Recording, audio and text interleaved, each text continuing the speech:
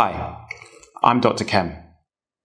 I'm a trauma and orthopedic surgery doctor, and this is the Learning How to Suture series with House of Medics. Today, I'm going to be teaching you how to go through a running locked suture.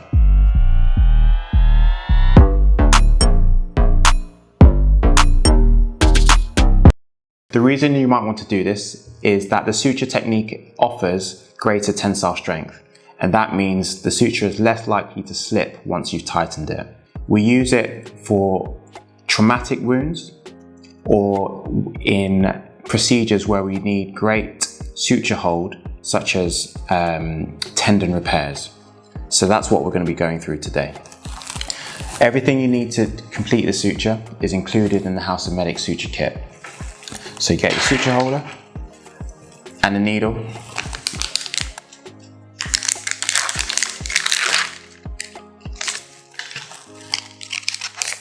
And we mount the needle just as we have done before. So, mount your needle onto the needle holder. The aim is to place your needle holder at 2/3 from the distance from the tip.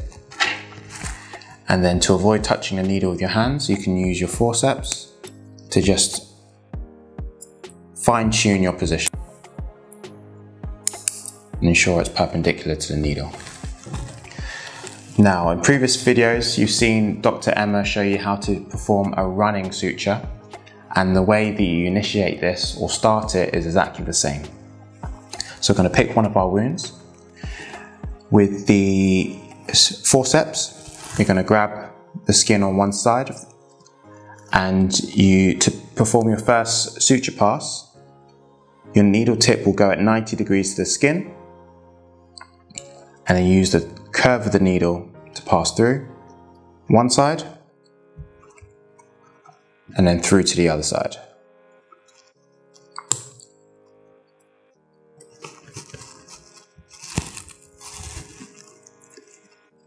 And use the curve of the needle to pass the thread through.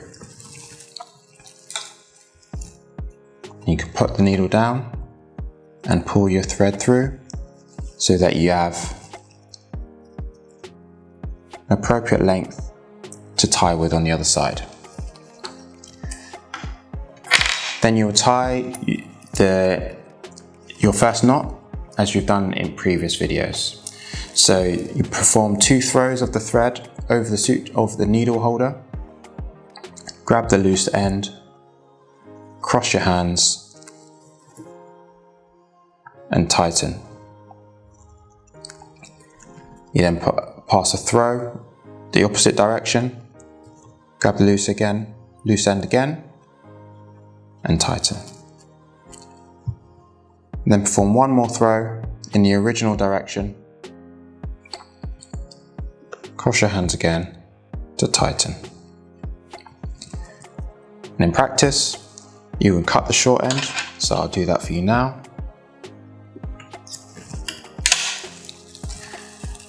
And then load the needle onto the needle holder once more, using the forceps to fine tune your position. Now, as with the normal running suture, you would then perform a second pass of the suture.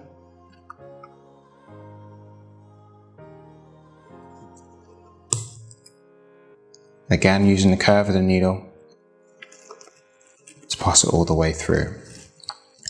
Now, this is where the difference lies between the normal running suture and a locked suture. So in this position, as you pulled your needle through a bit, you pass your needle holder through the big loop that's left and grab your needle to pass through it and then pull through.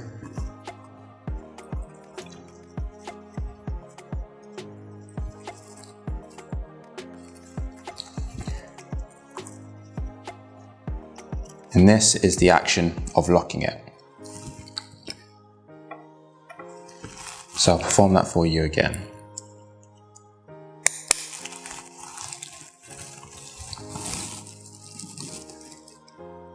So once more, 90 degrees to the tip of the needle to the skin. Pass your needle through using the curve.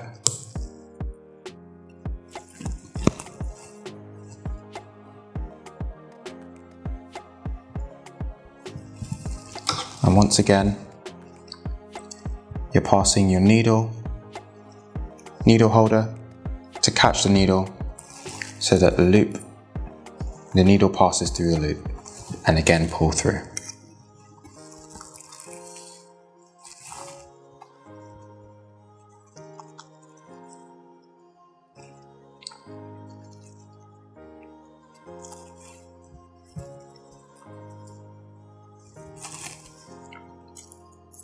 I'll do it a few more times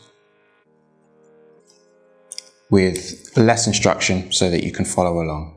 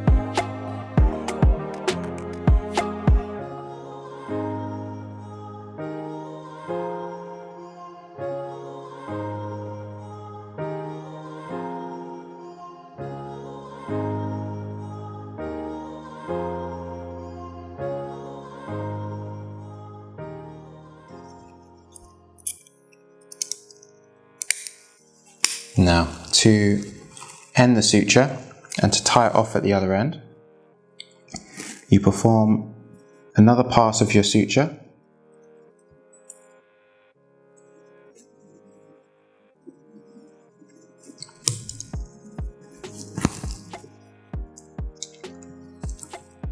And as you do for the simple running suture, you pour your needle through, your suture material through,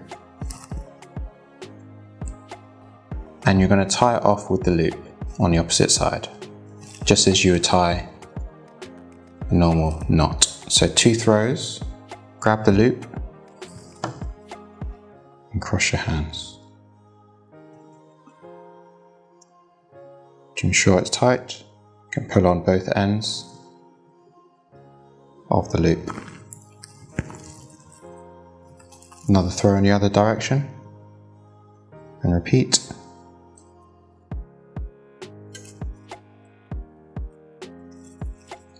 And one more throw in the original direction.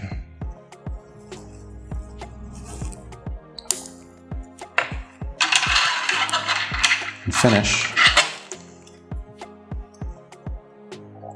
by cutting your sutures.